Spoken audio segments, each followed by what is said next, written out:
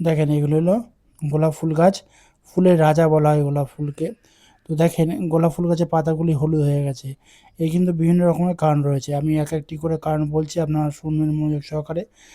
Tips number 1, যে সমস্ত পাতাগুলি একদম আপনারা যখন গোলাপ ফুল গাছ কিনে নিয়ে এসেছিলেন, মানে যে সমস্ত পাতা বয়স্ক পাতা আর কি, সেই সমস্ত পাতাগুলি কিন্তু এরকম হলুদ হয়ে যাবে এবং ব্ল্যাক স্পটও পড়ে মানে ঝরে যাবে বয়স্ক পাতাগুলি।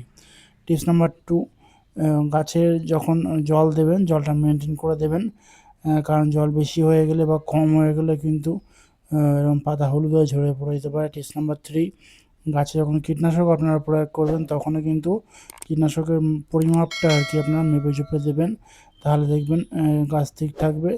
আর যদি বেশি হয়ে যায় দেখবেন পাতা এরকম হলুদ হয়ে যাবে, ব্ল্যাক স্পট পড়ে যাবে, দিয়ে পাতাগুলি ঝরে পড়ে যাবে।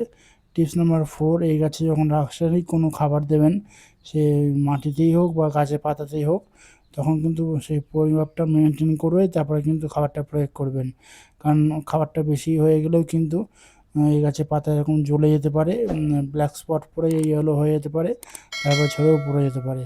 টিপস নাম্বার 5, যখন কোনো সিজন চেঞ্জ হবে তখনও কিন্তু দেখবেন পাতা এরকম ঝরে পড়ে যেতে পারে। তো এখন যেহেতু বসন্তকাল এই জন্য কিন্তু সমস্যাটা হতে পারে। তো আপনারা কিন্তু এই 5টি টিপস মেনে চলুন।